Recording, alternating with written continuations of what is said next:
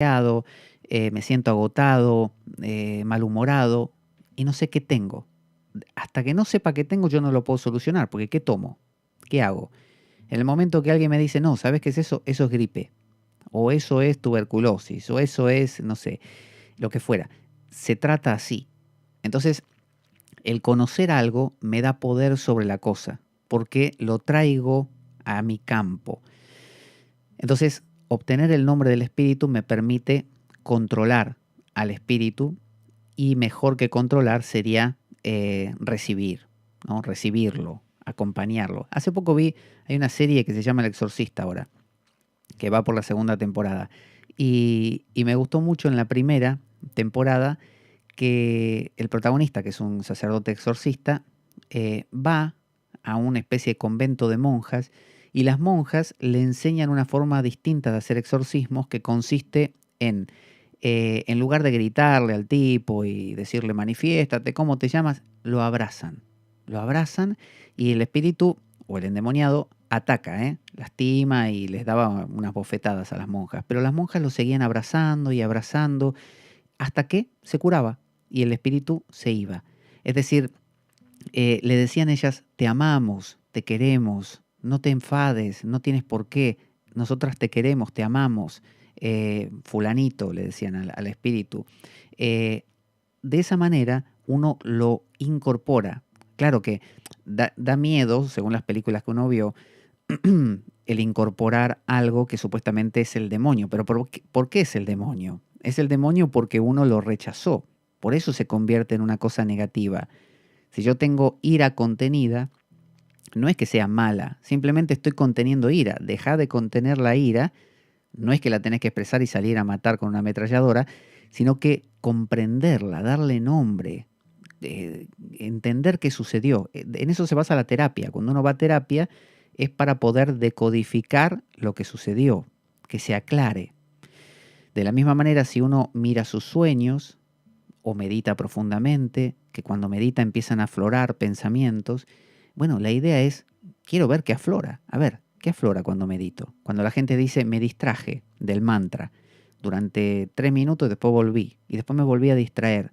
Esa distracción, ¿qué fue? ¿Qué te pasó ahí? ¿Dónde fuiste?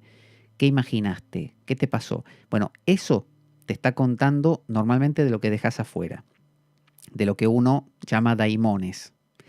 Y esos daimones, como a Sócrates, nos pueden ayudar muchísimo, porque no son algo ajeno. De la misma manera que los virus no son algo ajeno, no hay que matar a todos los virus del mundo. Nos morimos nosotros si los matamos, ni a las bacterias. Se trata de convivir con eso, ni dejar que los virus se apoderen de uno, ni destruir los virus. Ninguna de las dos cosas es buena. Entonces, no se trata de destruir a los arquetipos o, por el contrario, dejar que hagan lo que quieran conmigo porque yo perdería mi yo, que también es un arquetipo, casualmente. Jung decía que este yo es también un complejo, un arquetipo, una imagen arquetípica, una de tantas, llamada el yo. Solo que se convierte, como decíamos, como en un centro de todo lo que ocurre en la periferia de mi yo. De la misma manera que el sí mismo es un arquetipo que agrupa a todos los arquetipos que hay. Por eso la concentración, buscar el centro de mi ser, es volver justamente a, al centro mío y por lo tanto a conectarme con el centro, como decir, el centro de la galaxia. Bueno, el centro mío me conecta con el centro de la galaxia. El centro de mi ser, de mi yo, me conecta con el sí mismo como arquetipo aglutinante. Entonces, las distintas etapas, 4, bueno, salen medias cuadradas, 5. Era manifestación, que es cuando por alguna razón vivimos como vivimos nosotros, en un mundo eh, tan cerrado y tan ignorante de todas estas cosas que ante la menor de cambio, como dicen, no sé si vuestras abuelas decían lo mismo, pero no dejes la mente en blanco que va a entrar el diablo. Y la gente dice, no, a yoga no quiero ir porque si pones la mente en blanco te entra el diablo y te posee. Bueno, es eso. O Reiki también, con el Reiki, También, ya, con exacto, exacto. y todo eso. Y de hecho es así, porque si pones la mente en blanco, si bajás el control, van a entrar los arquetipos, pero tienen que entrar, nunca los debiste bloquear. ¿Para qué los bloqueaste? Ellos quieren entrar porque les estás bloqueando la entrada. Dejaste entrar al arquetipo 1 y 2 porque te gustan, pero no dejaste entrar al arquetipo 5 y 6 porque te parecen terribles. Bueno, esos son los que se están convirtiendo en tus demonios y el día que bajás el control te entran como locos. Y después empezás a tener esta, primero manifestación, ¿no? Te entró, viste una cosita rara que pasó ese día, una vocecita que te habló en la cabeza en eso, en la sesión de Reiki de repente. Eh, Luego viene la etapa de infestación, que esto pasa como a un poquito mayor grado, infestación, algunos síntomas ya más notorios. Luego viene la opresión, que es cuando el espíritu ya gana poder, opresión. Luego viene la posesión, que es cuando ya ese otro hace lo que quiere, ¿no? Ya hay pocos momentos donde uno recupera al yo. El yo ya está anulado. Prácticamente el 90% del tiempo es el arquetipo. Y casualmente una persona poseída es muy atractiva, porque por ejemplo puede ser una persona sumamente cruel y, o sea, hay mucha gente, todos nosotros, decía, fíjense qué extraño, Jung decía que todos nosotros en menor o mayor medida estamos poseídos. Y así es. De la misma manera que todos nosotros en mayor o menor medida tenemos virus dentro haciendo lo que quieren con nosotros. Eh, Hay gente que es portadora de virus, virus inactivos, virus que se activan, retrovirus, ¿no? Que cambian algunos el ADN, otros el ARN, diferentes. Entonces, la posesión es cuando directamente se hace carne de nosotros, directamente no podemos hacer nada. Y lo último que viene es la destrucción. La destrucción es cuando eso, eh, destrucción, em, destruc, ahí, bueno, me falta una C acá. La destrucción es cuando hace lo que quiere con nosotros y si lo vemos es la idea de un virus. El virus primero por alguna razón yo le abro la puerta, luego empieza a tener manifestaciones porque va creciendo, luego ya se manifiesta de maneras como una tos, un dolor de estómago, fiebre que no baja, luego viene la posesión, me tira en la cama, no puedo ni moverme, vuelo en fiebre, deliro, digo cualquier cosa y finalmente si no lo paro me mata, me mata. Eso es lo que hace un virus. Entonces, ¿el virus es malo? ¿Hay que matar a todos los virus? No, si matas todos los virus te morís vos. No hay que matar a los virus. Hay que convivir con los virus. Los virus son el origen de todo lo que somos. Bien, son una cosa más pequeñita, pero a la vez más existen desde siempre, o desde el comienzo, no sé, del Big Bang deben estar. Es decir, no se sabe si son, fíjense, no se saben si son orgánicos o inorgánicos los virus. Están en una cosa, o no, perdón, no se sabe si son seres vivos o no, porque no tienen ese material genético dentro. Entonces, por Esa eso, idea que dice del virus, sí, me parece, me recuerda una frase, que es que la imperfección hace la perfección. Podría ir por ahí, ¿no? la imperfección hace la perfección y ¿cómo lo aplicarías? Claro, en el sentido que el virus puede ser algo negativo dentro del contexto en el cual se le mire, o Sí, puede ser algo necesario, o sí, puede ser, digamos, un equilibrio, quién sabe. sí. Los virus y los virus y los arquetipos no son ni buenos ni malos, son grandes energías que si copan a una persona por completo la matan. Porque la persona, la idea de persona o de individuo se basa en tener una especie de piel que lo protege del entorno, de zona divisoria, y que lo que está dentro, que conforma a un ser humano, tiene que conservarse más o menos en esas proporciones. Si yo le meto a este ser humano virus con una inyección, que en términos psicológicos sería un arquetipo, en términos físicos sería un virus, en poca cantidad ese virus puede cumplir una función muy útil de repente para el organismo o bacterias también, pero si yo a este virus lo resisto y digo, no, no, el virus se va acumulando, se va acumulando, se va acumulando, no le doy cauce, no lo dejo ir por donde debería ir, entonces se deriva a otros lados, no se me entró en la cabeza y me hace un lío en mi casa terrible y me puede matar. Entonces, el proceso viene manifestación, infestación, opresión, posesión y finalmente destrucción. Hasta aquí, hasta posesión puede recuperarse a una persona. Cuando ya entra en destrucción, no. Es como cuando uno va al médico y le dice, no, mire, ya está muy avanzado, es una septicemia, no sé, con la bacteria o con un virus, el virus ya lo poseyó por completo. No, esta persona no tiene regreso, vivirá una semana más. Mientras que en la posesión, sí.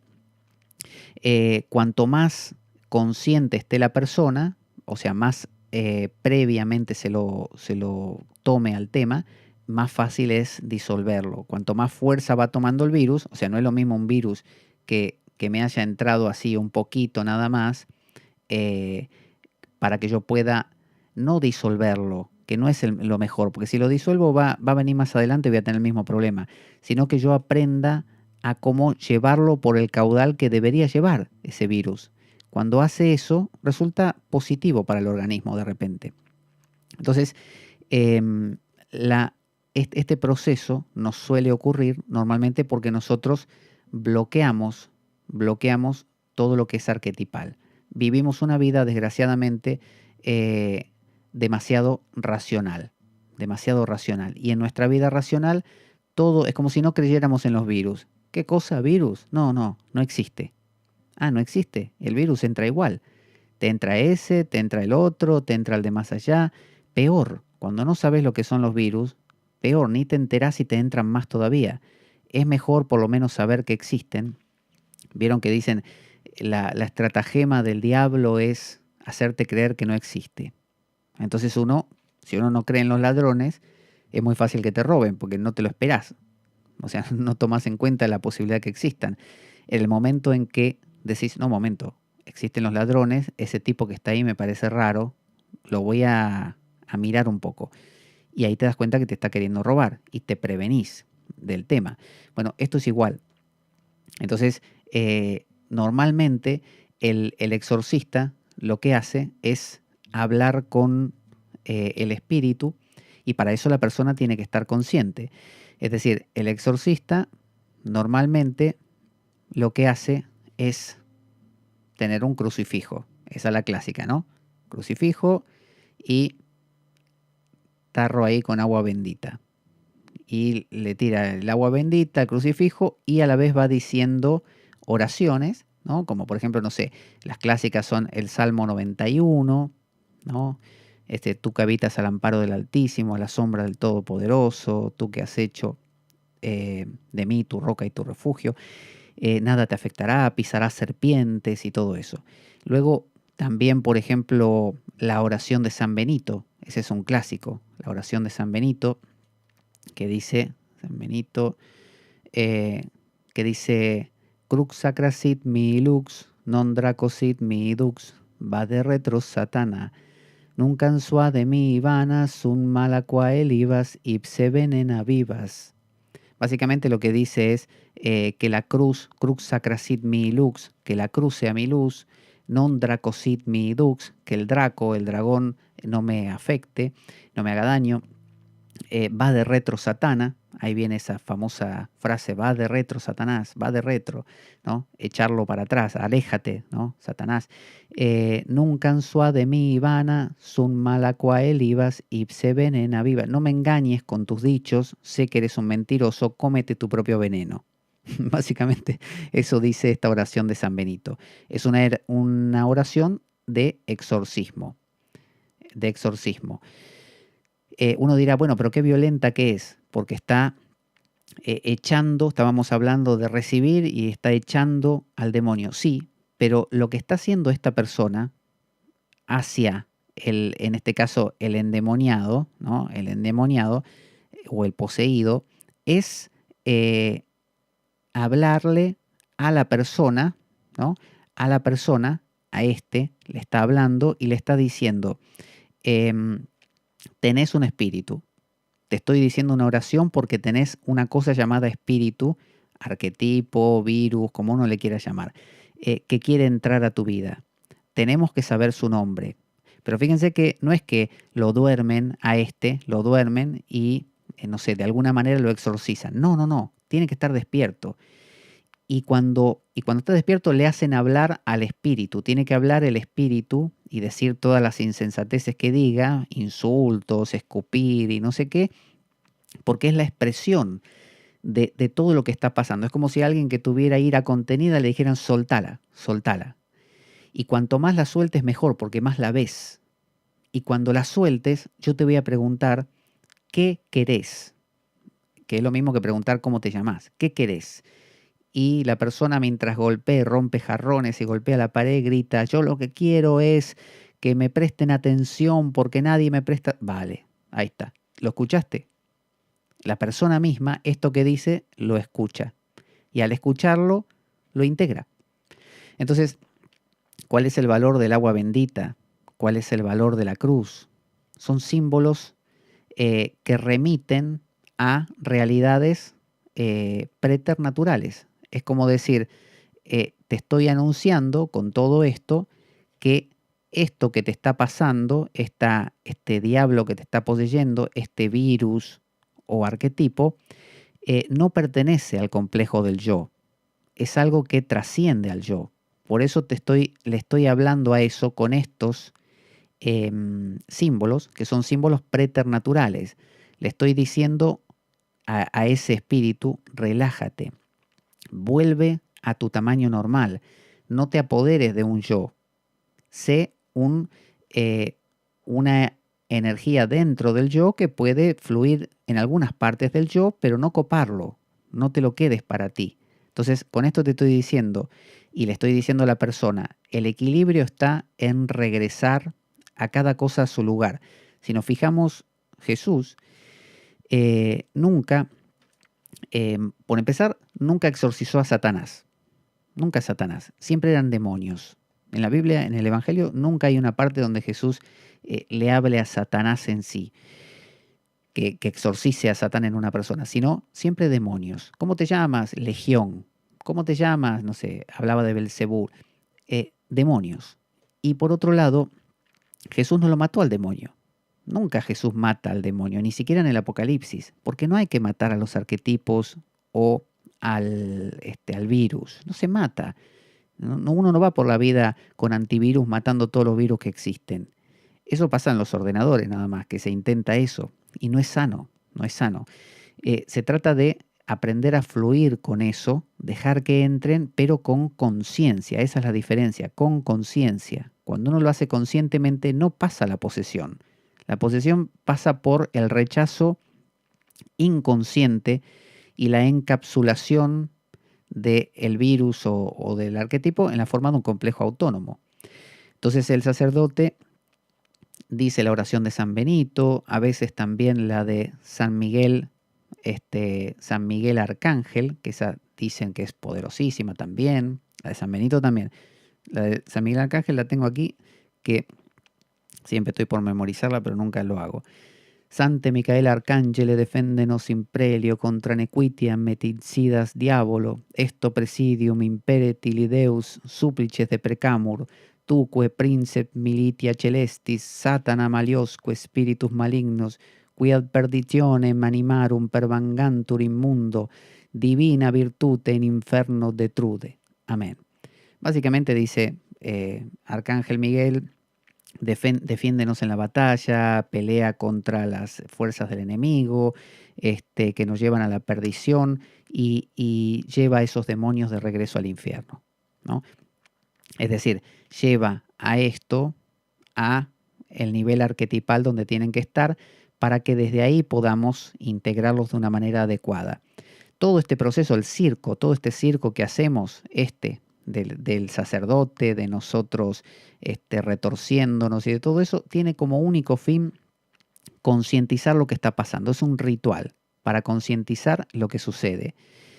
Si esta persona va así, se encuentra con un amigo y le dice, mira, vos sabés que yo giro la cabeza 360 grados, vomito a 2 metros, floto en el aire, me arqueo para atrás y hablo en lenguas.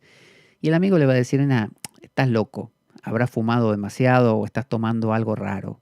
Es decir, no hay mundo preternatural ahí. No hay manera el amigo no me ayuda a procesar eso. No lo puedo procesar. Lo más que puedo hacer es dejar que siga avanzando y me coma.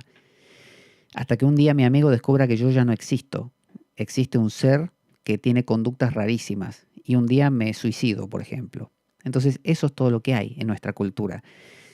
El sacerdote, o si no, en su lugar puede venir la figura del terapeuta o, o el, no sé, el mago, ¿no? También con sus artes esotéricas. En cualquiera de los casos, lo que estarán haciendo es un ritual que ponga en evidencia a eso que yo he bloqueado, que salga a la superficie, se exprese, me puedo retorcer en el suelo, lo que sea, y se me cuente a mí, al poseído, qué es lo que quiere aquello que supuestamente me está poseyendo.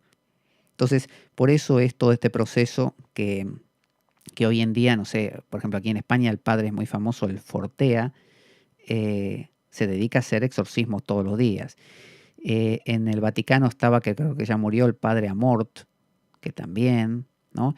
Y hablan de cosas literales, ellos hablan de espíritus y de demonios concretos, literales, que existen ahí, que son hijos de Satanás y todo eso. Es un léxico, es una manera de hablar. Yo no me quedaría con eso. Yo le daría un vuelo más Sí. psicológico. Sí, dime, Pascal. Pareciera bueno, que los exorcistas saben que es un lenguaje, es un léxico, como tú bien dices, que hay que saber, bueno, controlar, que hay que conocer y que a la hora de ejecutar, bueno, el ritual de exorcismo, es necesario utilizar ese léxico porque ese es el léxico, ese es el lenguaje que penetra esta zona del inconsciente. Ahora, Hmm, uno que, digamos, puede, digamos, ahora tener información sobre estos exorcistas, eh, o Corrado Balducci, por ejemplo, que creo que era Corrado Balducci, el nombre de este exorcista demonólogo, que sí. también habla de extraterrestre, eh, que también fue parte del Vaticano. Ujú. Claro, entonces yo me pregunto, ¿estos exorcistas siempre supieron de que este era un léxico o hubo un momento en que se dieron cuenta por el estudio, digamos, bueno, de la ciencia, de la psiquiatría y de otra manera de ver este fenómeno? Porque esto también fue utilizado como, digamos, una forma de hacer política. O sea, Sí, claro. claro, fue quemada, se habló de herejía. Entonces, yo me pregunto, ¿siempre supieron que esto era solamente un lenguaje y desde ese punto de vista engañaron a la gente dentro del Vaticano y dentro de esta forma de proyectar el enemigo en otra religión o en un externo? Sí. Mira, yo personalmente conozco bastantes, no bastantes, algunos personas de la iglesia de distintas jerarquías y conozco gente que tiene apertura a esta visión más alegórica y simbólica de las cosas y otros que no y que llevan años y años y se han leído todo y que son muy catedráticos y que son teólogos. Eso me muestra que cada estrato de la mente humana cierra en sí misma. Es como un estrato horizontal que a menos que des un salto hacia el nivel siguiente, puedes caminar eternamente y siempre hay más cosas que descubrir en ese plano horizontal. Y que todo se puede descubrir y entender dentro de ese plano en el que uno camina. A menos que un día digas, ¿no habrá algo arriba también? Y uno sube al plano de arriba y dice, mira, había más acá arriba y uno camina y empieza a hacer lo mismo, descubre para aquí y para allá. Pero este de aquí, a menos que algún día se le ocurra subir, no tiene por qué. Entonces yo veo gente muy encerrada en ese léxico, tomándolo como, por ejemplo, el plano literal. Los que toman la cosa como literal, a veces no salen nunca de ahí. Y, y la Eucaristía es el cuerpo y la sangre de Cristo, y Cristo es un Señor que está flotando ahí en el cielo y que va a venir un día y sentado a la derecha del Padre va a estar. Y listo, no hay vuelta, es eso, es literal. Y la Jerusalén celeste es una ciudad que va a bajar del cielo, pero así, una ciudad que baja del cielo, ¿no? Y la resurrección es la resurrección corporal, o sea, es literal. Y todo cierra, es todo coherente dentro de cada nivel. Ahora, si este sube al otro nivel, ahora lo del nivel anterior le va a parecer una tontería. Pero hasta que no sube ese nivel, lo del nivel superior le parece inexistente. Es lo que llaman los hindúes los bhumikas. Un bhumika es esto, un nivel. Entonces el que está en este bhumika está remitido solo a este. No ve más que eso. El día que sube al siguiente bhumika, ahí sí, el de arriba, la clave es esta, el de arriba al de abajo lo percibe, pero el de su nivel al de arriba de él no lo percibe, no se entera, hasta que no sube. Y cuando sube, cuando tiene el adhikara, la capacidad, el adhikara correcto. Hasta que no tenga la capacidad, es como el agua. ¿Cuándo hierve? Creo que a los 90 y no sé cuántos, 100 grados casi. Bueno, hasta que no llega al punto, no hierve. Empieza a hervir solo cuando llegó a ese punto. Mientras tanto, uno ve el agua y ahí está. Pareciera que no pasa nada. Hasta que se rompe el hervor. Bueno, ese es el adhikara, cuando uno tiene la capacidad. Hasta ese momento no. El poder de utilizarlo de una manera política es es evidente en este texto que lo debes conocer, Pascal, que es el Maleus Maleficarum, el martirio de las brujas, que es un texto que apareció creo que en 1480 por ahí, y lo escribieron dos monjes, uno italiano y otro entre belga, hispano-belga, una cosa así, ¿no? Em, hispano-belga. Lo escribieron, al principio no les dieron ni la hora y luego por alguna de esas razones lo presentaron al Papa y el Papa le convenía, lo aceptó y ahí se prescribía por qué el mal entraba en la tierra, porque no se podía explicar por qué existía el mal, si Dios era bueno y Dios era poderoso, porque no lo venció. Bueno, ellos buscaron una explicación que obviamente es súper coherente, que consiste en decir que como Eva es la que al comer la manzana pecó, todas las mujeres son como una especie de canal abierto, ¿no? Que permite que ahí entre toda la maldad del diablo. Porque así como Eva la dejó entrar, todas las mujeres son ese canal.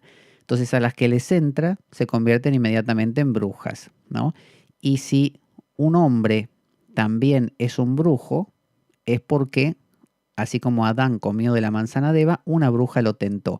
Así que en cualquiera de los dos casos la solución es muy simple, se elimina la bruja. Entonces, ese fue el proceso que se utilizó. Muy bestial, muy cruel. O sea que el hombre nunca tiene la culpa, básicamente, eso quiero decir. Súper misógina la filosofía esa, misógina. Bueno, Entonces, Sebastián Michael también es un monólogo que escribió Axel Provence. También habla de Madeleine, que era tentada por deseos hacia, bueno, los sacerdotes. sí, Y hasta que, bueno, cae poseída y ahí, bueno, empieza el desenlace esto es algo que en muchas películas se toma esta idea de una mujer que es tentada por deseo hacia el sacerdote, por una entidad o un demonio. Esa historia se repite incluso en películas hoy en día que toman, porque, bueno, fue en su momento, en su origen, fue, digamos, algo que conmocionó. Porque, de hecho, no sé si tú conoces Exo Provence o Sebastián de Michaeli también, porque es un punto importante también de inflexión. sí, Es un dominicano, sí. esto vive en Francia, y es uno de los demonólogos también bien importantes, más o menos como de la misma época, 480, el siglo XV, siglo XVI, por ejemplo. Sí, sí. Sí, la mujer es más predispuesta, como dices, a la tentación o a la posesión. Viste que la mayoría de las posesas son mujeres, porque la mujer, eh, por su naturaleza de conexión con el ánima, tiene menos conexión con la razón. No es que sea menos inteligente, que eso hay que aclararlo bien, porque si no, el que ve esto del ánimos y el ánima, piensa que el hombre piensa y la mujer no piensa. No, no, no. Simplemente que la mujer no basa su estructura en la razón, tanto como el hombre, sino en el sentimiento. Por lo tanto, están más abiertas, o sea, el sentimiento las conecta más fácilmente con el mundo arquetipal, o sea, hay menos control. La razón normalmente deriva en controlarlo todo, controlarlo todo. Cuando yo lo controlo todo, es más difícil que me abra a la posibilidad, o sea, voy a resistir mucho más a los arquetipos que quieran entrar y me van a traer miles de problemas, pero voy a ser muy resistente. En cambio, la mujer, como tiene que ver más con el sentimiento, es más permeable y eso entra más fácilmente. Como nuestra cultura tampoco prepara a la mujer para una cosa así, acaba siendo poseída y de paso el hombre que bloquea todo esto es una buena oportunidad para que el hombre diga, ah, esto que estaba bloqueando yo no es mío, en realidad es de ella es. Y la convierte en un problema, en una poseída. Un caso muy, muy interesante es este, el caso de el exorcismo de Emily Rose, ¿no? Que hay una película también. Emily Rose era una chica normal, de familia muy católica, creo que eran, o por lo menos cristianos, no sé si eran católicos o protestantes. Em, Así como hablábamos de sociedades, lo arquetipal también está presente en los núcleos familiares, ¿no? Lo arquetipal es como una energía que se irradia sobre todo y todos. Pero de repente hay una familia, ¿no? Acá, padre, madre, hijos, están todos aquí, abuela, toda la familia. Y hay ciertos de esto arquetipal, ciertas imágenes arquetípicas que en esta familia en particular bajan. Supongamos que esta es una familia protestante, por lo tanto será puritana y ciertas cosas no les gustarán que les sucedan porque les parecen pecado. Entonces algunos de estos arquetipos a ellos no les caerán bien, por lo tanto no los aceptarán. Los arquetipos quieren entrar igual, quieren entrar al núcleo familiar, no solo a cada uno de ellos, sino al núcleo en sí. O sea, cada casa tiene su ambiente, ¿no? Ese es un ambiente arquetipal particular. Uno entra a una casa y no es igual a la otra. Entonces, supongamos que lo que quería entrar acá era, no sé, la pasión, ¿no? La pasión, que puede expresarse como pasión sexual o la pasión emocional, arrebatos de ira, ¿no? La forma que sea, ¿no? Sexo, como sea. Y claro, esta familia es súper protestante, puritana, leen la Biblia, dicen, no, esto con nosotros no va. Entonces, ¿qué hacen? Hacen como los antiguos judíos, buscan un chivo expiatorio. Entonces, uno de estos miembros, no porque lo decidan conscientemente, sino que se decide inconscientemente, lo van empujando en esa dirección, se convierte en aquel que va a ser el receptáculo y encarnación de eso. En este caso fue Emily Rose. Esta chica fue la que iba a encarnar todo esto. Y bueno, empezó el arquetipo a manifestarse en ella. Apenas hubo los primeros indicios, la familia inconscientemente dijo, ah, está poseída, vamos a curarla, vamos a hacerle, ella es el demonio, ella, no nosotros, ella tiene el demonio. Y le trajeron un cura, le hizo todos los rituales, pero ella tenía que morir. Es decir, la familia inconscientemente decidió que ella debía morir porque de esa manera estaban matando al virus. Es como si en mi casa diera vueltas el virus del ébola y todos dijéramos inconscientemente, no, yo no lo quiero. Metámoselo todos por decisión conjunta, inconsciente, a este de nuestra familia. Ese es el que tiene el ébola. Entonces traemos al médico y inconscientemente le decimos al médico, escuche, tiene que morir, ¿eh? Porque al morir nos da la sensación que nos deshicimos del ébola y nos muestra que el que murió es él, no nosotros. Nosotros no lo vamos a tener, lo tiene él. Y ahí tenemos, es el chivo expiatorio, es el que muere por los demás, la imagen de la redención, ¿no? El que muere por los pecados de los otros. Bueno, esto es igual, muere por los pecados de los otros justamente. Esto pasa siempre, hay chivos expiatorios políticos, hay chivos expiatorios religiosos, hay chivos expiatorios psicológicos, como en este caso Emily Rose se murió de inanición básicamente. Se murió porque el cura no la dejaba ir a un hospital para que la traten porque le estaba haciendo el exorcismo y finalmente acabó muriendo. Y ahí tenemos un ejemplo. Así, llevémoslo esto y digamos que no es una familia, sino que es un país, ¿vale?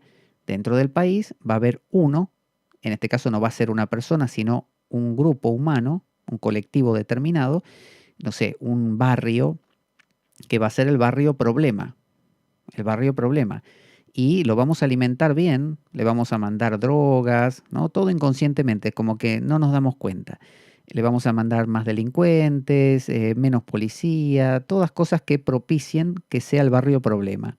Y cuando sea el barrio problema lo bombardeamos, lo destruimos de distintas maneras, ¿no? Y nos deshacemos de ellos, que son los malos, y nosotros somos entonces los buenos. Esto pasa porque se produce una escisión dentro de nosotros, como nosotros no nos abrimos a lo arquetipal para nada, eh, y lo vemos a partir de ahí como a lo arquetipal como un enemigo, bueno, lo proyectamos y nosotros es como que nos dividimos en dos partes. La mala, la que tiene esto que no le gusta, la proyectamos en otro y nosotros nos quedamos con la parte buena. A la larga tiene que haber un enfrentamiento entre los buenos y los malos y tienen que ganar los buenos. Y la razón por la que tienen que ganar los buenos es porque los buenos encarnan la resistencia del yo. Por eso el descenso de Cristo, de Jesús, que implica una actitud de yo bueno, la idea del cristiano es el soy bueno, no hay lugar para el mal en mí, no hay lugar para el anticristo. El anticristo es el binomio, en realidad los dos deberían estar, Cristo y el anticristo, Cristo y el anticristo. Yo debería ser un yo que es consciente de que es bueno, pero también es malo, ¿no? No malo en el sentido moral, sino que tiene costados destructivos. Vale, eso sería equilibrio, pero no, lo cortamos en dos y decimos, me voy a quedar con la parte buena y la parte mala la voy a llamar el mal. Vamos a destruirlo. Esto a la larga genera lo que genera la visión del eón cristiano, que es lo que se llama enantiodromía. Enantiodromía, que significa ir hacia el otro polo, enantiodromía. Es decir, llega un punto que el mal dice, bueno, se acabó, yo quiero también estar, esta es mi casa también. Entonces vuelve a entrar a la fuerza y se pelean los dos a muerte. Vence el bien, porque el bien sostiene al yo y tiene que seguir existiendo Adán, el yo. Entonces el mal no es destruido, nunca es destruido, simplemente es relegado, vencido, pero va a volver. Esa es la idea de toda película que se precie. Si no, si al malo, al Joker, lo matan o matan a todos los enemigos de Batman o de Superman o quien sea, ¿cuál es la gracia de seguir viendo la película? Sí, dentro de Hollywood, de hecho, muchas veces se utilizan muchos elementos en base a mitologías que nos cuentan. Por ejemplo, esto del superhéroe, el asunto del Mesías, del Salvador. Y cuando tú también mencionaste lo del país, Sí, y también surge en la política, sí, también me acuerdo de Salvador Allende. De hecho, muy sugerente su nombre, Salvador. claro, claro. Entonces, y bueno, quiero preguntarte por esto de las películas, porque ¿cómo el cine, digamos, también sirve para tocar ese argumento y también a su vez tocar esa sensibilidad, esa fibra sensible que tiene el ser humano para plasmar esto que está en nuestro inconsciente y así convertir que la película sea buena, convertir la película en una buena película, un buen argumento? Sí, Porque, por ejemplo, Star Wars pasa algo muy parecido. sí. En Matrix pasa lo mismo, son películas que, digamos, nos asombran, nos sorprenden, nos cautivan. Ese sería el secreto, por ejemplo, en el cine desde ese punto de vista. Sí, depende también de los tiempos que se estén viviendo, porque no es lo mismo una película de éxito hoy que una película durante la Segunda Guerra Mundial o cosas así, o una obra teatral en el medioevo. la que tenga éxito, de repente, no sé, Fausto o la Divina Comedia, tuvieron su éxito en su momento porque constelaban, justamente cuajaban mucho de este mundo de los dioses, ¿no? Entonces, normalmente es imposible no incorporar este mundo arquetipal, es decir, lo necesitamos como el agua. No podemos vivir sin esto, sería imposible directamente. O sea, si viviéramos en un mundo hiper racional, no sé, comunista, cero religión, cero poesía, cero espiritualidad, cero, buscaríamos formas de traerlo de vuelta, de alguna manera, no sé, una obra teatral, una película, una poesía, un cuadro, pinturas, una escultura, algo tendría que haber que nos trajese todos estos dioses, que serían el dios de la, no sé, de la guerra, el dios del amor, este, el dios de la maternidad, el de la paternidad, el mago, como tú decías, el salvador, que muere el héroe, ¿no? Que sería la figura del héroe que se sacrifica, la joven, ¿no? La virgen, la vieja, ¿no? El ogro, qué sé yo, todos esos que hemos visto siempre, ¿no? Que aparecen, el niño, tipo Frodo, el tonto, el tramposo, bueno, todos esos roles, el malo, el diablo, el maldito. Entonces, todo eso tiene que estar en nosotros, sea que leamos cómics, sea que veamos películas, obras teatrales, lo que fuera, pero tiene que estar. El tema es que es triste que lo consumamos inconscientemente, nada más. De consumir, me refiero. Eh, entonces, al hacerlo inconscientemente, no llegamos a darnos cuenta de cómo esto realmente está entrando en nosotros. ¿Cómo? ¿De qué manera? Entonces después, para el día que nos enteramos, uno pretende encapsular eso porque no sabe qué le está pasando, como cuando uno no sabe que es una gripe y le está dando gripe y el día que se dio cuenta se desespera.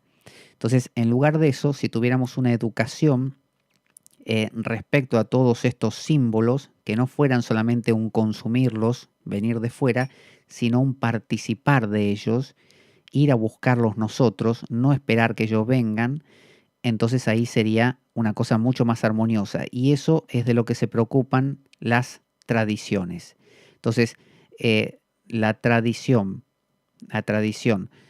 por ejemplo, judía, ¿no? Cristiana, budista, islámica, hindú, americana en todas sus formas, africana, todas ellas nos dan un mundo donde nosotros nos abrimos a los dioses e inclusive los invocamos, ¿no? Entonces rezamos a la Virgen, a Dios. Entonces, una persona que sea, no sé, católica o protestante, pero me refiero cristiana, en este mundo occidental, está muchísimo más protegida de esto que una persona que no lo es. Uno dirá, bueno, sí, pero todos los poseídos suelen ser creyentes, ¿no? Em, sí, pero a veces tiene que ver con un mal manejo de esta tradición, a veces es adherir a una tradición de una forma muy literalista, ¿no? Como que el diablo está ahí, acá estoy yo, muy literal, poco profunda. Yo me refiero a un enfoque tradicional más profundo, pero aún el literalista me da herramientas como la medallita, como la crucecita, como no sé, la reliquia, el pedacito de huesito de no sé quién que me protege. Ese me protege es una manera de decir me entero. Al protegerme de el miedo que está encarnado por el malo, yo me conecto con el malo. Es decir, cuando éramos chicos se decía eso, los que se pelean se aman. Dos niños, un niño y una niña se peleaban. Ah, y los que se pelean se aman, están enamorados, fulanito y fulanita. Es decir, si yo me defiendo de alguien, le presto atención, por fuerza. Entonces, todos los símbolos de protección, ¿no? De espantar al diablo, son símbolos como las máscaras que se usan en México o en África. Son maneras de conectarse con esas fuerzas. Hacer una fiesta donde esté el diablo y se lo mate, se le pegue, lo que fuera, no importa. Es una manera de, ahí está, lo veo, lo objetivo, le puse nombre. En cambio, es muy triste una cultura donde eso no existe en absoluto. Lo único que tenemos son las películas de Batman y de 3 o 4 más, tipo El Señor de los Anillos y Sí. cosas así. Sí, sí, Fue Pac. reemplazada esa cultura tan rica por esta cultura, digamos, eh, ¿cómo decirlo así? Materialista o hipermaterialista, o una cultura, digamos, de marketing, porque también en las publicidades también se utilizan los arquetipos. Entonces, versus una cultura rica y una tradición rica, eh, o mitologías, que desde luego es mucho más entretenido, porque al fin y al cabo es lo mismo. O sea, las películas que forman parte de nuestra realidad y moldean la realidad es exactamente lo mismo que en el pasado, cuando hay mitología, cuando hay cuentos de hadas. ¿Tú crees que hemos perdido algo a ese mundo arquetipal, perdón, Yo- versus el mundo moderno? sí, sí, hemos perdido y muchísimo, y no creo que sea lo mismo el ver las películas hoy, donde somos simplemente mendigos de eso. Uno va, pone la película, porque hoy dice, hoy quiero ver una de terror, porque claro, necesita constelar ese arquetipo, necesita entenderlo, hacerse amigo, hacerle un lugar en la vida de uno, pero todo el día de uno fue otra cosa, y en ese momento, que es 1 hora que dura la película, ahí me conecto y me conecto un rato nada más. En cambio, la persona que vive en una tribu en África se pone una máscara y está durante horas en un trance, saltando, bailando. Uno de ellos encarna el diablo. En México y en África también se hace lo mismo. Una persona encarna, se le mete dentro, lo que se llama entusiasmo. Entusiasmado es enteos, con teos, theos dentro, Dios dentro. Se le mete dentro. Entonces, como en la India, cuando se hace el abhajana, desciende la deidad y se mete a veces en una niña, y es la diosa Durga en su forma virginal, en una niña que todavía no menstruó, ¿no? Y la gente la adora a la niña. Es totalmente distinto el dramatismo de eso, el nivel de drama que tiene eso, es muchísimo mayor que ver una película. Ver una película es algo mucho más frío, uno se implica, pero es eso, dura un ratito nada más, no tiene contexto, no está metido con el resto de mi vida, no hay nada. En cambio, ese ritual está dentro de una religión, está dentro de prácticas que hacemos siempre, dentro de un calendario que por un lado es histórico y literal, por otro lado es como preternatural, están pasando cosas en otros niveles, ¿no? Viene, como dicen los cristianos, el adviento, ¿no? Viene la preparación. Yo Sí, me pregunto, al ver la película y al verlo como un externo, y no tener la experiencia, eso a lo mejor implica justamente la división y que nos mantengamos fuera de esta observación del arquetipo para poder superarlo en vez de distanciarnos de él. Yo creo que es peor. eh, Mira, Pablo, te quiero preguntar, Salvador Fraicedo, sí, uno de estos, digamos, investigadores que sostienen que los extraterrestres son lo mismo que los demonios, pero el sí. extraterrestre ahora, esto desde pasado en la investigación de textos sagrados y cambiando la interpretación. Eh, Desde el punto de vista arquetipal, ¿cómo funciona esto de que los extraterrestres son los demonios de antes, desde tu Eh, visión? Jung tiene un libro que se llama algo así como Objetos que se ven en el cielo, una cosa por el estilo. Y habla justamente de cómo lo que percibimos aún en el cielo es psique. Jung decía que psique, ¿no? La mente, podríamos traducirlo de una manera muy amplia, no es algo que está acá dentro de la cabeza y nada más. En realidad, todo esto, el cuerpo, está dentro de la psique. Los extraterrestres están dentro de la psique. Los árboles que vemos por la calle están dentro de la psique. O sea, son psique. Si yo en este momento me desmayo, o sea, la psique no funciona, desaparecen los extraterrestres automáticamente, desaparece mi cuerpo automáticamente, yo desaparezco, desaparecen los árboles, vuelve a encenderse la psique y vuelven a aparecer todas las cosas. Entonces, eso es lo que me demuestra que esta idea de Maya, ¿no? De que la capacidad de medir que tiene la psique, de demarcar es existir. Entonces, si yo veo en el cielo un ovni, el verlo el inteligirlo, porque no se ve nunca una cosa sin reflexionarla. Yo sé lo que veo, hay un entender lo que veo, un demarcar, esto es nube y esto no, esto es nave espacial, vale. La palabra nave espacial lo define, implica cosas, connota cosas, bueno, todo eso es psique. Por lo tanto, si yo vivo en un mundo precolombino, donde veo cosas en el cielo, yo no voy a decir nunca nave espacial metálica, que es un invento de los años, no sé, 60 más o menos, de las películas de ciencia ficción, el platillo volador, platillo volador. Voy a ver otras cosas, voy a ver, no sé, carros celestiales, ¿no? Tirados por caballos normalmente, que surcan el cielo, carros que van con alguien dentro, ¿no? Algún dios y que los veo discurrir por el cielo. O como los hindúes que tenían la palabra vimana, los vimanas que eran como ciudades voladoras. Entonces no existían el platillo de metal con ventanitas en un costado. Eso es propio del cine de los años 60, 70. Entonces la psique es la que no solo ve lo que ve, sino que lo interpreta. Para los antiguos eran dioses que bajaban y se expresaban. Para los modernos son extraterrestres. En el fondo da igual. Uno dirá, no, no da igual, porque una cosa es que venga un tipo color verde de cierto planeta, ¿y qué importa? Indra era verde, por ejemplo. Indra, el rey de los dioses hindú, era verde. Y el mismo color. Entonces, pero sí, pero estos vienen de otros planetas, no, no son seres celestiales, dioses, vienen de otros planetas, habitan en los otros planetas. Bueno, ¿vos viste los otros planetas? No. ¿Sabés que vienen realmente de ahí? No, tampoco. Hay contactados. Es un fenómeno psíquico. Yo soy un fenómeno psíquico. Exacto. Pascal, vos sos un fenómeno psíquico. No solo para mí, sino para vos mismo. Vos sos una especie de redefinición que estás haciendo vos mismo de vos mismo todo el tiempo.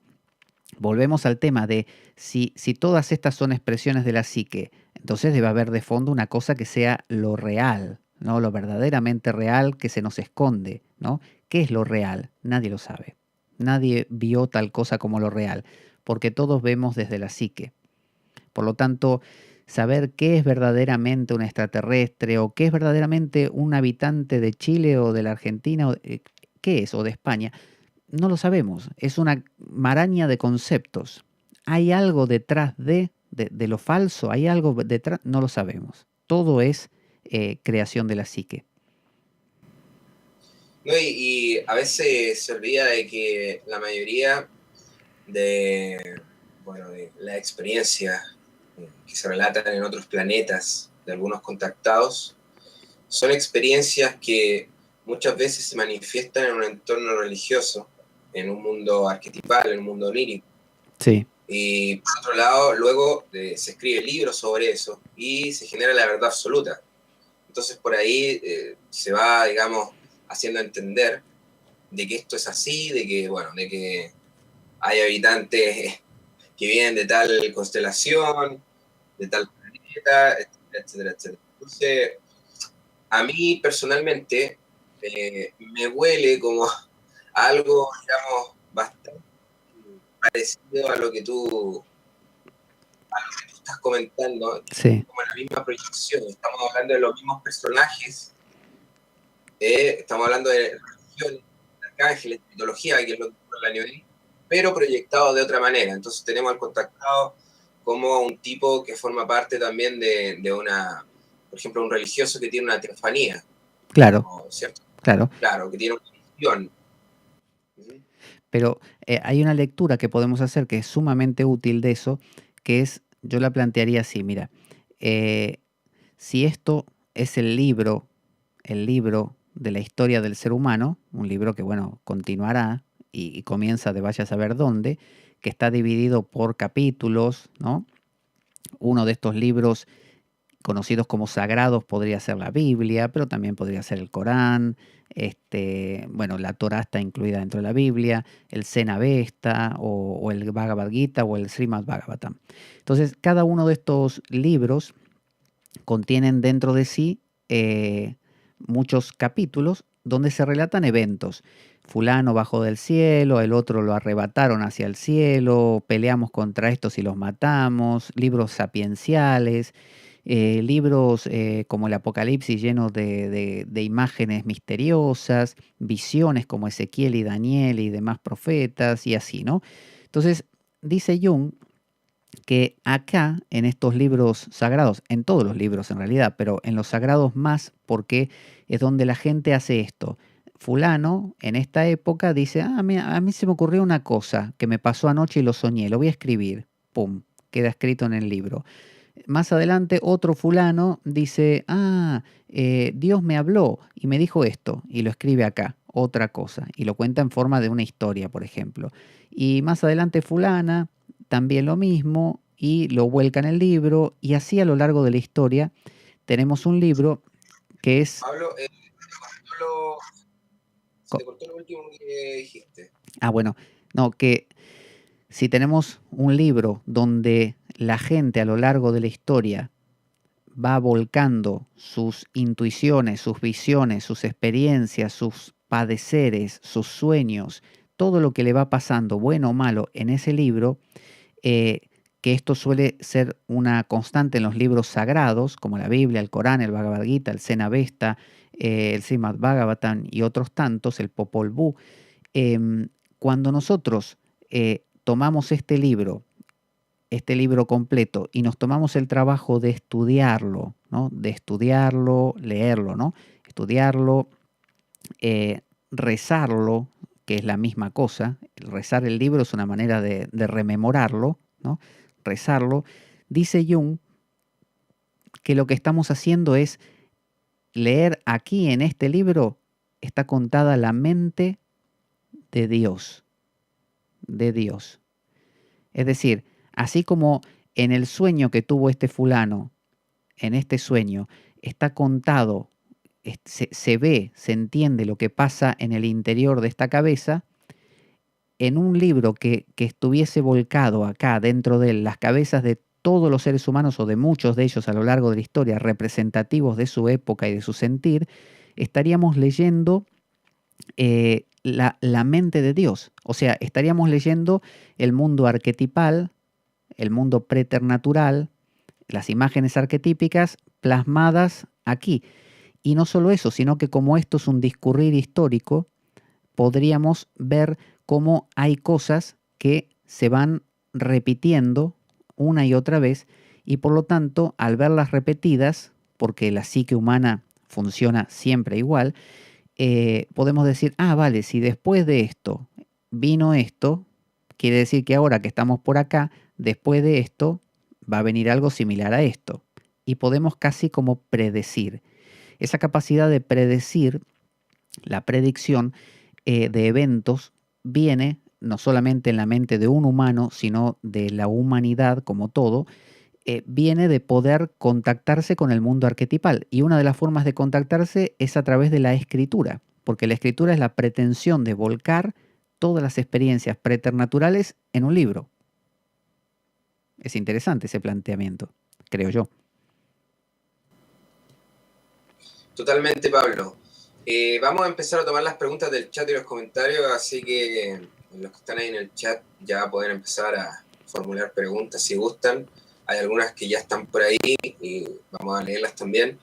Te voy a hacer una última pregunta yo, Pablo, luego no sé si Carlos quiere comentar algo, preguntar, y acerca de estos seres tulpas, que muchas veces se confunde los seres tulpas con los demonios, y los seres tulpas son seres que tú mismo puedes crear. Son como especies de entidades que empiezan a funcionar autónomamente, como lo menciona Carl Jung. Sí.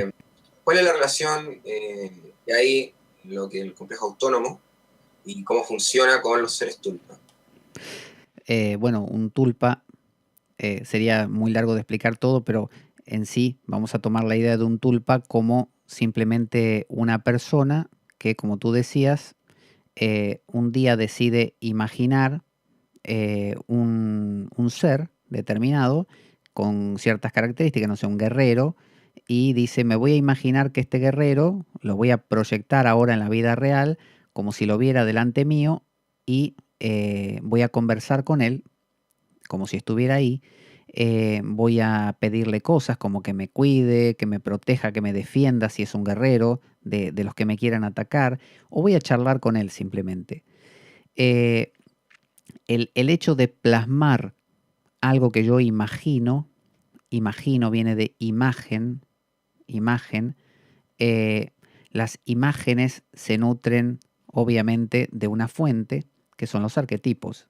Entonces, yo para poder generarme mi propia imagen de un guerrero, tengo que tomar un arquetipo llamado el arquetipo del guerrero, ¿no? Lo que mi cultura entienda por guerrero, o lo que yo haya visto en las películas, que es lo mismo. Entonces, creo una imagen, la plasmo lo más real que puedo, abarcando los sentidos, y me relaciono con ella. ¿Qué estoy haciendo? Nada, relacionándome con un arquetipo. Bajé un arquetipo a la realidad. ¿Por qué elegí este y no el arquetipo de madre? Y seguramente porque el arquetipo de guerrero sería uno que quiere entrar en este momento en mi vida, pero que me agradó a mí. Ahora lo interesante es, digamos, conjurar arquetipos que no me caigan demasiado bien.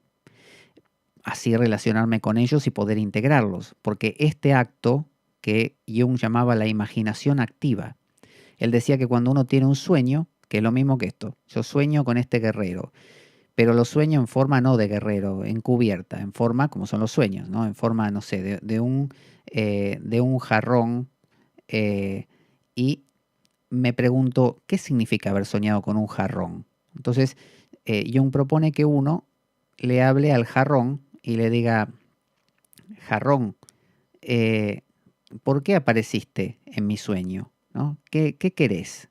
¿Qué es lo que estás buscando? ¿Por qué sos así? ¿Por qué tenés una tapa? ¿Por qué estás cerrado? ¿Por qué no estás abierto? ¿Por qué sos redondeado y no estirado? Entonces, esa conversación con el símbolo, sin intentar mirar en el libro que diga soñar con jarrones significa que voy a ganar en la lotería. No, eso no. Simplemente tomar al jarrón como un símbolo y dejar que el símbolo hable. Y dejar que hable en ese momento o más tarde cuando quiera, pero que me cuente. Ya al vincularme con el símbolo, me conecta con justamente el mundo arquetipal. Entonces, los tulpas funcionan exactamente igual. Si yo elijo tener 5 tulpas, por alguna razón elegí esos tulpas y no otros. Y conversar con ellos obviamente va a ser muy sano para mí. Muy sano para mí.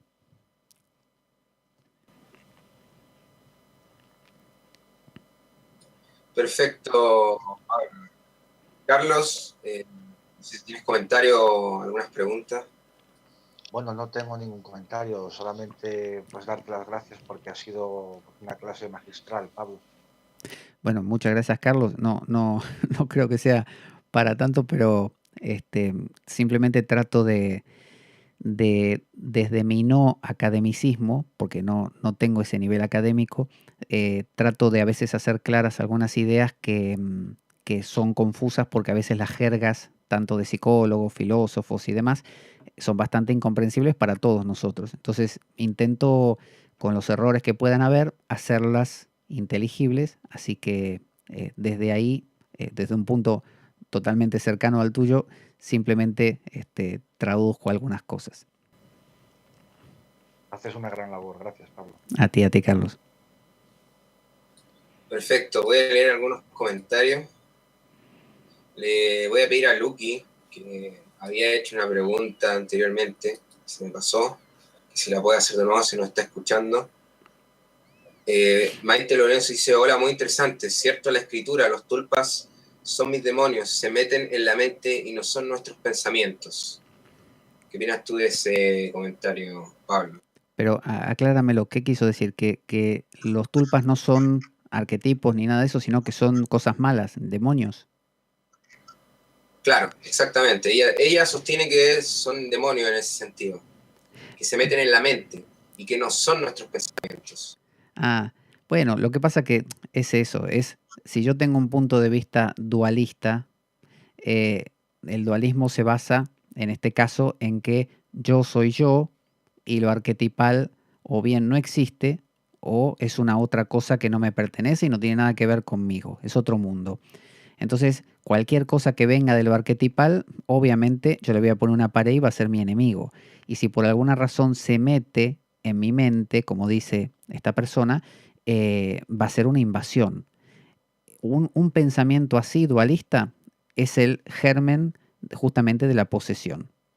Cuando uno tiene una visión dualista, es carne de cañón de cualquier posesión demoníaca, porque convierte lo arquetipal en demonios, porque son mis enemigos. Entonces, cuanto más los convierto en demonios, más quieren entrar, cuanto más quieren entrar, más me defiendo, más me parece que me invaden, y un día tengo una esquizofrenia galopante, y siento voces que me hablan en la cabeza que me dicen, mata a tu madre, por ejemplo.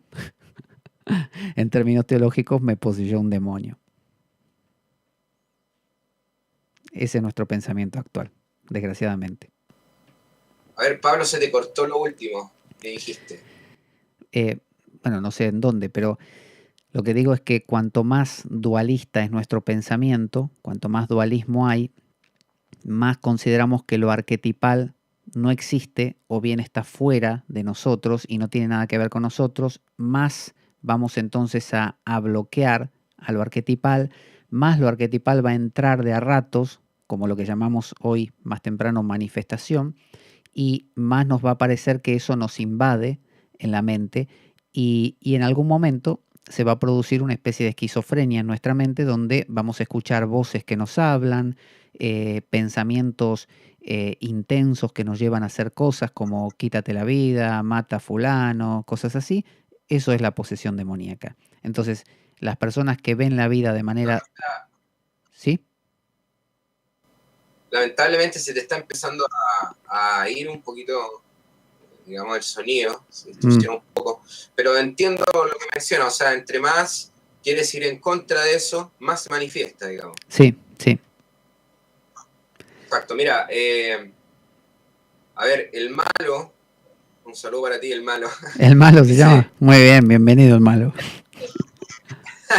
Claro, dice, crean patrones de belleza imposibles de alcanzar y crean complejos para venderte productos.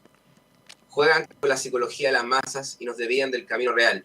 Y a mí me resuena el nombre de Edward Bernays, el sobrino de Freud, que sabía todo esto de los arquetipos para este control. Sí. ¿Qué opinas tú, Pablo? Claro, no sé si se me escuchará bien o no ahora. Lo que dice el malo es que justamente al creársenos esa idea de debemos buscar tal cosa como lo ideal, el cuerpo ideal, la riqueza, el poder, no sé, lo que fuera, ¿no? La belleza, todo lo que no es eso se convierte en lo malo, en el mal. Entonces, es algo que no debemos dejar entrar. Pero resulta que la vejez, la decrepitud, el error forman parte de nuestra vida. Entonces, cuando nosotros a nosotros mismos nos dividimos en dos, así, creamos una división y ponemos de un lado lo que debe ser y del otro lado lo que no debe ser, por ejemplo, es obvio que lo que dejamos fuera va a querer entrar a nuestra vida también y vamos a tener problemas. Eso se llama una escisión, estar escindido. Y eso genera siempre la proyección. Lo que hemos dejado fuera, esta parte que no dejamos entrar, seguramente no solo nos va a querer invadir, sino que se va a proyectar en forma de otra persona que viene, ¿no?, enfadado a querer entrar a nuestra vida y nos va a molestar que esa persona quiera invadirnos. Entonces, los hermosos, los bellos, los ricos, siempre tienen el miedo de que los pobres, los feos y los enfermos los quieran invadir. Entonces es lógico, divide y vencerás. Si yo quiero debilitar a un pueblo, tengo que convencer a una parte de él de que es genial, poderoso, hermoso y maravilloso e inteligente, y a la otra mitad de que es enfermo, desastroso, proscrito y desgraciado. Entonces se van a matar entre ellos, simplemente. Perfecto, un saludo para Lucas, que estuvo con nosotros en la emisión pasada, Pablo. Sí, sí. Un saludo para ti, Lucas.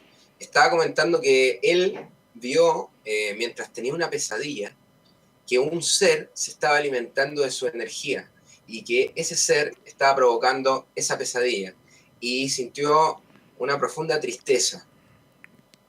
¿Qué podría decirle a Lucas que nos está escuchando, Pablo? Normalmente cuando uno sueña con algo, eso con lo que sueña es uno mismo, todo lo que aparezca en el sueño. Entonces, si uno está soñando que hay un ser malvado, por ejemplo, que está queriendo atacarnos y comernos con unos dientes filosos, si uno en ese momento se diese la vuelta y le sonriese y le ofreciese abrazarlo, seguramente ese cambiaría su estado y se convertiría en alguien sonriente también. Porque toda energía que se alimenta de nosotros, que nos está comiendo, lo hace porque le estamos bloqueando la entrada a eso. Es como decir, yo tengo una contractura en los hombros y me está comiendo toda mi vitalidad porque me carcome, o una ira que la tengo y me está comiendo toda la fuerza, como justamente el Minotauro, que era un ser también cornudo y que se comía a los jóvenes de Grecia, hasta que vino Teseo, un héroe, a matarlo, es decir, se animó a enfrentarlo. Nunca nadie se había animado a enfrentarlo. Él vivía en una especie de laberinto imposible que había construido Dédalo. Entonces, Teseo se metió y se encontró cara a cara con él. Y yo estoy seguro que cuando lo encontró cara a cara, habrá tenido una escena muy parecida a esa que tantas veces escuchamos que le dice, Luke, Luke, soy tu padre, ¿no? Esa la de la Guerra de las Galaxias, ¿no? Soy tu padre. Entonces, uno reconoce que la cosa es así, ¿no? El yin y el yang. Entonces, este Minotauro era Teseo en otra forma, y quizás se dieron un abrazo y se integraron en un solo ser, ¿no? Algo pasó. Teseo, cuando volvió a salir, salió renovado. Ahora no salió solamente Teseo, ahora salió Teseo más Minotauro. Recuperó lo perdido. Entonces, las pesadillas no son cosas a destruir, a olvidar o a vencer. Son cosas a incorporar. De la misma manera que proyectar nuestra ira en otro y odiar a otra persona es alimentar justamente algo que me carcome todo el tiempo. La idea es que en el momento en que yo recupero la ira, la veo y me doy cuenta que yo soy el generador de esta ira y la deposito en recupero la proyección y recupero mi energía. Antes yo vivía con el 20% de mis fuerzas, porque el 80% restante lo estaba gastando en pelearme con este. Bueno, ahora lo recuperé, tengo el 100% otra vez. Entonces, esto es lo mismo. Significa que yo estoy gastándome una energía inútil en pelearme contra lo que fuera, o el Minotauro.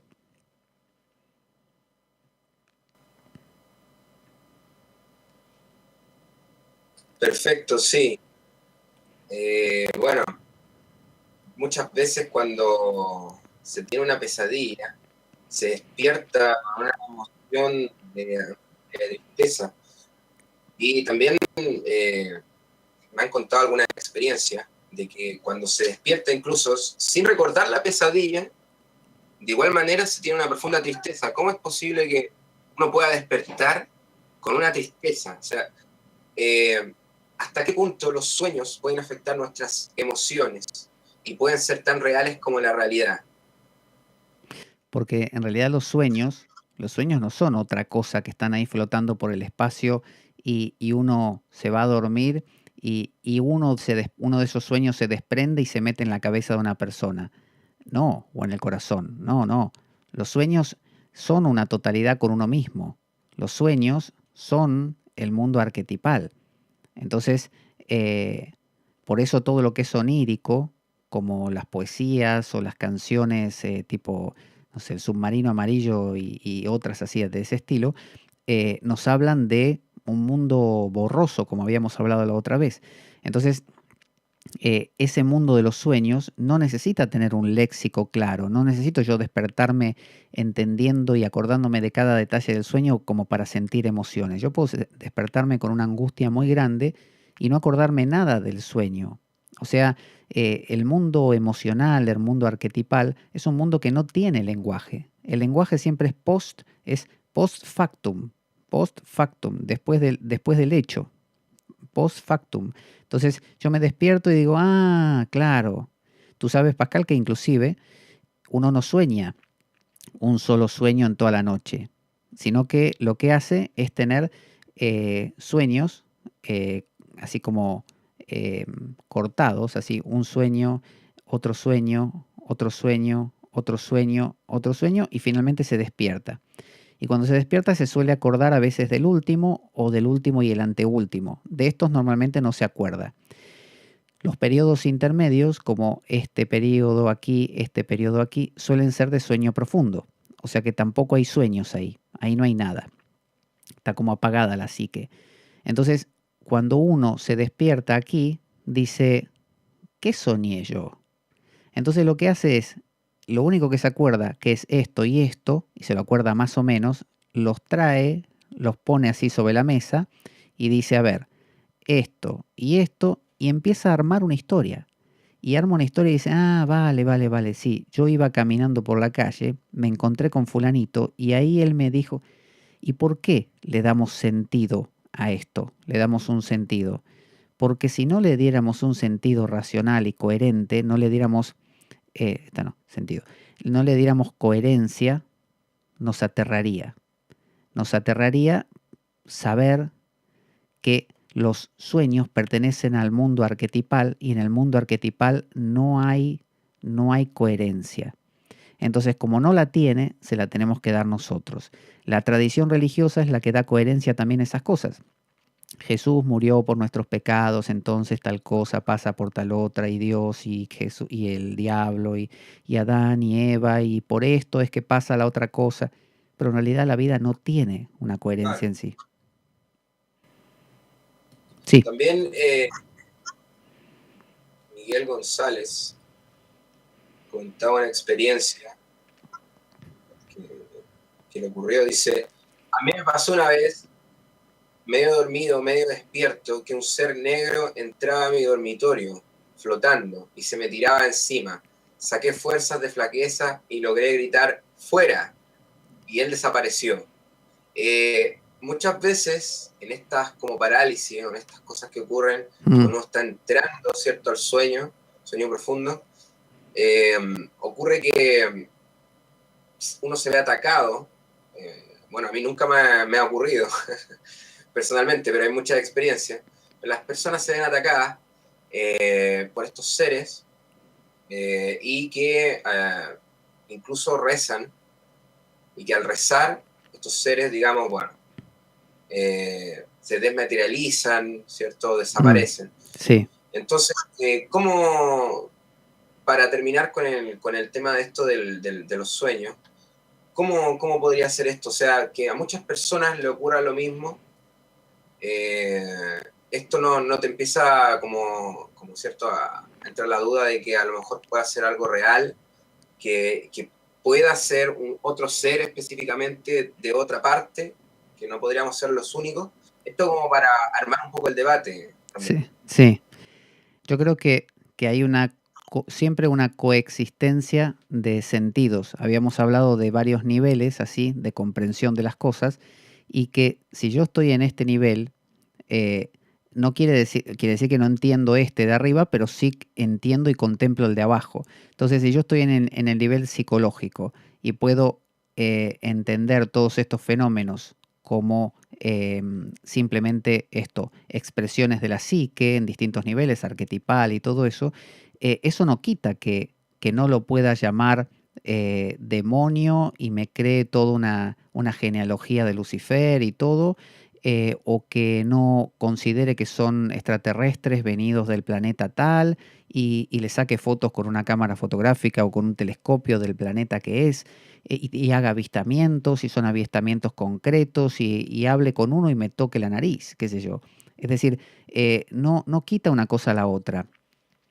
No veo por qué. Es como decir, darse cuenta de que la visión que yo tenga de cualquier otra persona es subjetiva 100%. Es decir, yo jamás me voy a enterar si existen otras personas en el mundo. De hecho, jamás me voy a enterar si yo soy real. No lo sé.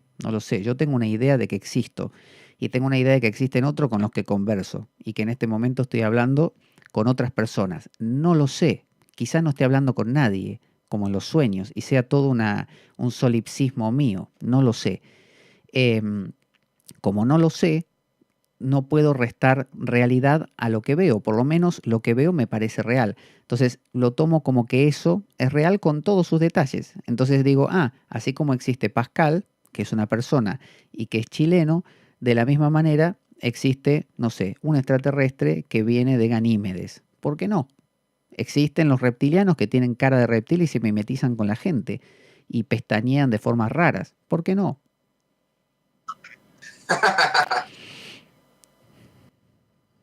Justamente, sí, Es sí, que, sí, es que sí, sí. Pascal, ¿sabes qué? Cuando uno agrega este sentido literal, yo creo que le da gran belleza a la cosa, porque si no nos quedaríamos en un mundo psicológico donde todo es como etéreo, todo es místico, todo es psíquico, todo es arquetipal y idealista, ¿no? Como percepciones, el complejo autónomo, y nada parece cuajar en la vida real. Tiene que haber un poco de sal, ¿no? Como en la alquimia, la sal.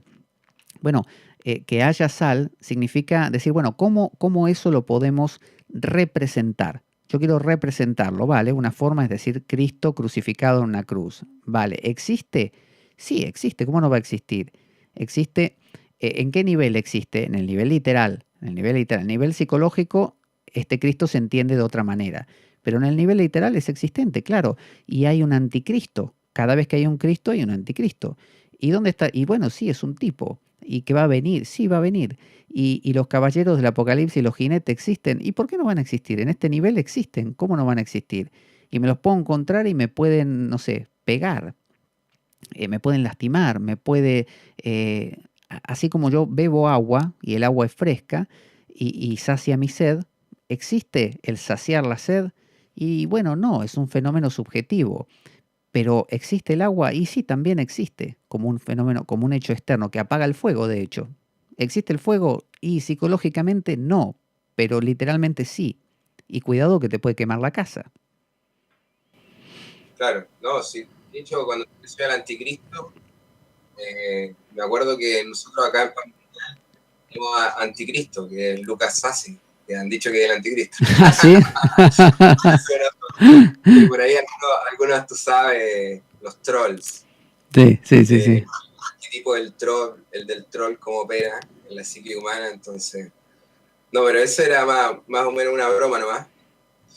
La verdad es que no hay muchos comentarios acerca de esto del tema central, que es la demonología.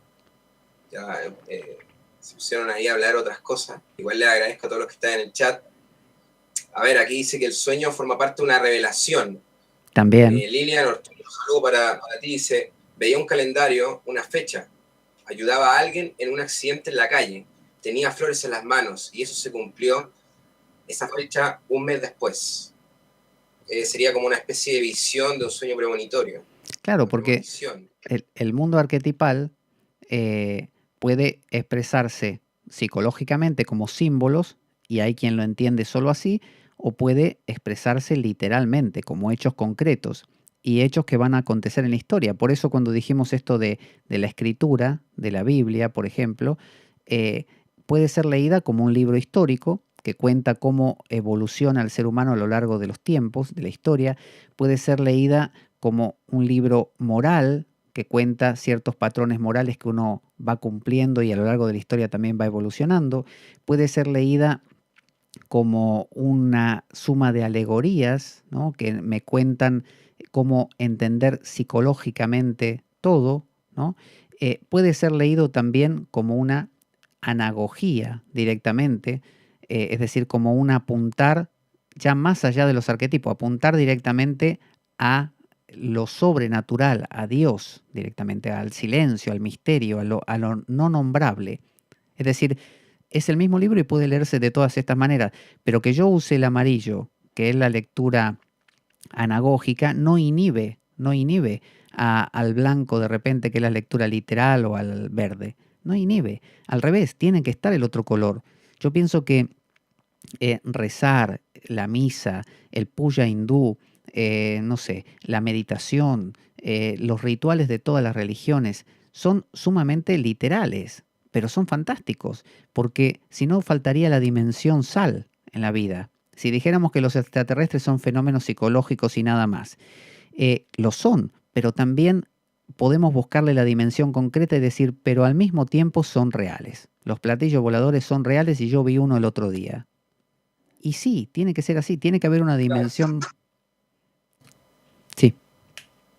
Claro, ¿no? Y cuando volvemos a este tema por ejemplo, el ejemplo que te dije, Fraicedo, yo creo que Fraicedo inconscientemente está hablando de la interpretación junguiana, porque al fin y al cabo la idea de que el extraterrestre es el mismo demonio de la antigüedad no deja de ser una interpretación junguiana. Tal vez el señor Salvador Fraicedo ni siquiera lo lee literal, digamos, lo lee literal desde ese punto de vista, que obviamente sí manifiesta agitación, Sí. porque así no deja de ser más entretenida la vida desde ese punto de vista.